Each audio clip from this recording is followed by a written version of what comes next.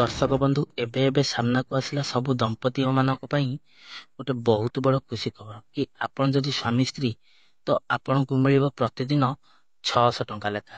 ତ ସରକାରଙ୍କର ଏହି ସ୍କିମ୍ରେ ଆପ୍ଲାଏ ଆପଣ କଲେଣି କି ନାହିଁ, ଆପଣମାନେ କମେଣ୍ଟ ବକ୍ସରେ କମେଣ୍ଟ କରନ୍ତୁ। ତ ଦର୍ଶକ ବନ୍ଧୁ, ଏହି ଯୋଜନାର ନାଁ କ'ଣ, ଏଥିରେ କେଉଁ ବର୍ଗର ସ୍ୱାମୀ ସ୍ତ୍ରୀମାନେ ଉପକୃତ ହୋଇପାରିବେ, ଏହାର ଯୋଜନାର ନାଁ ସହିତ କ'ଣ ଟାଇଟେଲ ରହିଛି, ଏହାର ସମ୍ପୂର୍ଣ୍ଣ ଡିଟେଲ୍ସ ମୁଁ ଆଜି ଆପଣମାନଙ୍କୁ ଏହି ଭିଡ଼ିଓରେ କହିଦେବି। ତା ପୂର୍ବରୁ ଆପଣମାନଙ୍କୁ ମୋର ଗୋଟେ ଛୋଟିଆ ରିକ୍ୱେଷ୍ଟ କି ଦୟାକରି ଆପଣ ଭିଡ଼ିଓଟିକୁ ଶେଷ ପର୍ଯ୍ୟନ୍ତ ଦେଖିବେ। ଆଉ ଏବେ ହିଁ ଯଦି ଆମ ଭିଡ଼ିଓଟାକୁ ଦେଖୁଛନ୍ତି, ଭିଡ଼ିଓକୁ ଗୋଟେ ଲାଇକ୍ କରିଦିଅନ୍ତୁ ଏବଂ ମନୁଆ ନନା ମନିରାଡ଼ି ଚ୍ୟାନେଲକୁ ସବସ୍କ୍ରାଇବ୍ କରି ପାଖରେ ଆସୁଥିବା ଘଣ୍ଟି ବଟନକୁ ଅଲ୍ରେ ସିଲେକ୍ସନ୍ କରିଦିଅନ୍ତୁ। ତ ଆଉ ଡେରି କରିବାନି, ଚାଲନ୍ତୁ ଭିଡ଼ିଓଟାକୁ ଆରମ୍ଭ କରିବା। Show let's start.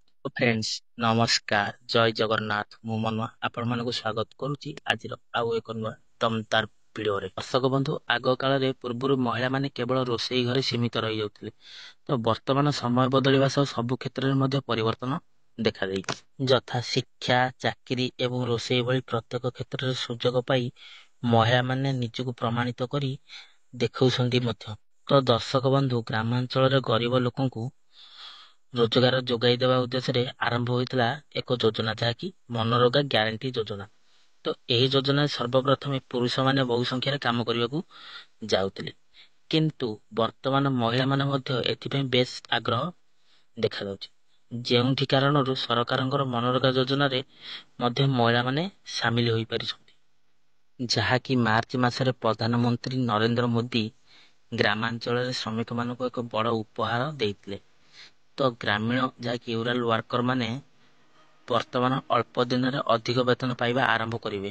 ଯଦିଓ ଦୈନିକ ଦିନ ମଜୁରୀ ହାର ମନରେଗା ୱେକ୍ ରେଟ୍ ଯୋଜନାରେ ବିଭିନ୍ନ ପରିମାଣକୁ ବୃଦ୍ଧି କରାଯାଇଛି, ତ 2023-24 ଆର୍ଥିକ ବର୍ଷ ପାଇଁ ଓଡ଼ିଶାର ଦୈନିକ ମଜୁରୀ 222 ଟଙ୍କା ଥିଲା, ଆଉ 15 ଟଙ୍କା ବୃଦ୍ଧି କରାଯାଇଛି। ଏହାକୁ ମିଶାଇ ମନରେଗା ଶ୍ରମିକ ମଜୁରୀ 237 ଟଙ୍କାକୁ ବୃଦ୍ଧି କରାଯାଇଛି, ଯାହାକି ଆସନ୍ତା ମାସରୁ ମନରେଗା ହାର ରାଜ୍ୟଗୁଡ଼ିକ ଅନୁଯାୟୀ 7 ଟଙ୍କାରୁ 27 ଟଙ୍କାକୁ ବୃଦ୍ଧି କରାଯାଇଛି।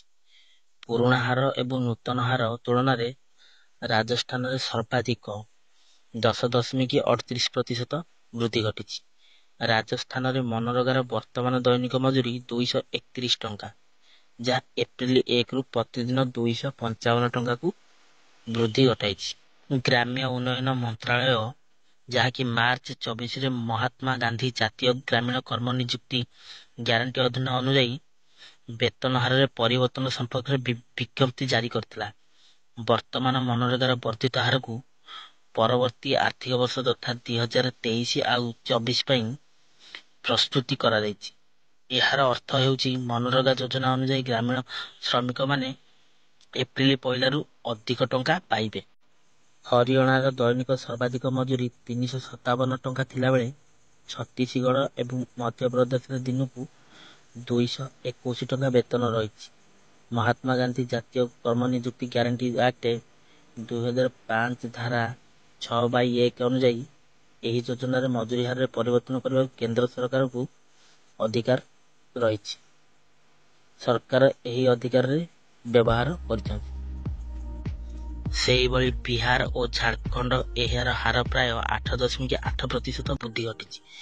ଏହି ଦୁଇଟି ରାଜ୍ୟରେ ମନରେଗାର ଦୈନିକ ମଜୁରୀ 210 ଟଙ୍କା, ଯାହାକୁ 228 ଟଙ୍କା ବୃଦ୍ଧି କରାଯାଇଛି। ଛତିଶଗଡ଼ ଏବଂ ମଧ୍ୟପ୍ରଦେଶ ପାଇଁ ମନରେଗା ହାର ଟିକେ 8%ରୁ ଅଧିକ ବୃଦ୍ଧି ଘଟିଛି। ପୂର୍ବରୁ ଏହି ଦୁଇଟି ରାଜ୍ୟରେ ଦୈନିକ ଦିନ ମଜୁରୀ 204 ଟଙ୍କା ଥିଲା, ଯାହାକି 17ରୁ 221 ଟଙ୍କାକୁ ବୃଦ୍ଧି କରାଯାଇଛି।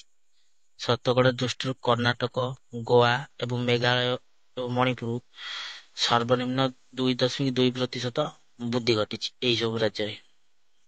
ତ ଦର୍ଶକ ବନ୍ଧୁ, ନିକଟରେ ଯାହାକି all India farm workers union ରାଷ୍ଟ୍ରପତି ନିକଟରେ ଏକ ସ୍ମାରକପତ୍ର ପଠାଉଛି, ଯେଉଁଥିରେ ବର୍ଷକୁ 200 ଦିନ କାମ ଏବଂ ମନରେଗା ଅଧୀନରେ ଦୈନିକ 600 ଟଙ୍କା ମଜୁରୀ ପାଇଁ ଦାବି ହୋଇଛି। ସଂଘ ଏହା ମଧ୍ୟ କହିଛି ଯେ ଗରିବ ଗ୍ରାମବାସୀ ବିଦ୍ୟୁତ୍ ବିଲ୍ ପୈଠ କରିପାରିବେ ନାହିଁ। ସରକାର ସେମାନଙ୍କୁ ମାଗଣା ବିଦ୍ୟୁତ୍ ବିଲ୍ ଯୋଗାଇ ଦେବା ଉଚିତ। ଯଦି ସେମାନଙ୍କର ଦାବି ପୂରଣ କରାଯାଏ, ତେବେ ସେମାନଙ୍କ ପରିବାରରେ ସ୍ୱାମୀ ସ୍ତ୍ରୀ 600 ଟଙ୍କା ଲେଖା ପାଇପାରିବେ। ତ ଦର୍ଶକ ବନ୍ଧୁ, ଯଦି ଆପଣମାନେ କେହି ଏହି ମନରେଗା ଜାତୀୟ କର୍ମ ନିଯୁକ୍ତି ଯୋଜନାରେ କାମ କରୁଛନ୍ତି ତ କେତେ ଟଙ୍କା ମଜୁରୀ ପାଉଛନ୍ତି ଆପଣ କମେଣ୍ଟ ବକ୍ସରେ କମେଣ୍ଟ ଲେଖନ୍ତୁ। ଆଉ ଆପଣଙ୍କୁ ଗୋଟେ ଅନୁରୋଧ କି କୋଉ ଡିଷ୍ଟ୍ରିକ୍ଟରୁ ଭିଡ଼ିଓଟି ଦେଖୁଛନ୍ତି ଆପଣ ଡିଷ୍ଟ୍ରିକ୍ଟର ନାଁଟା ହିଁ ଖାଲି ଲେଖନ୍ତୁ, ଆମେ ଜାଣିପାରିବୁ ଏଇଠି ଦେଖିଲେ। ତ ଆଜିର ଭିଡ଼ିଓଟି ମୁଁ ଆଶା କରୁଛି ସାଙ୍ଗମାନେ ଆପଣମାନଙ୍କୁ ବହୁତ ଫୁଲଫିଲ୍ ହେଇଥିବ। ତ ଏହି ମନରେଗା ଯୋଜନା ଯେଉଁମାନେ ନ ଜାଣିପାରୁଛନ୍ତି ଭିଡ଼ିଓଟା ସେମାନଙ୍କୁ ସେୟାର କରନ୍ତୁ ଯେମିତି ସେମାନେ ଜାଣିପାରିବେ। ତ ଦର୍ଶକ ବନ୍ଧୁ ଯଦି ଭିଡ଼ିଓଟି ଭଲ ଲାଗିଥାଏ ଭିଡ଼ିଓ ଗୋଟେ ଲାଇକ୍ କରିଦିଅନ୍ତୁ, ତା ସଙ୍ଗେ ସଙ୍ଗେ ଏବେ ଏହି ଚ୍ୟାନେଲକୁ ସବସ୍କ୍ରାଇବ୍ କରି ପାଖରେ ତ ଗୋଟେ ଅଲ୍ ସିଲେକ୍ସନ୍ କରିନିଅନ୍ତୁ। ତ ଆଜି ପାଇଁ ବିଦାୟ ନେବି, ପୁଣି ଦେଖା ହେବା ନେକ୍ସଟ ଏପିସୋଡ୍। ରହୁଛି, ଟେକ୍ କେୟାର, ବାଏ ବାଏ, ଜୟ ଜଗନ୍ନାଥ।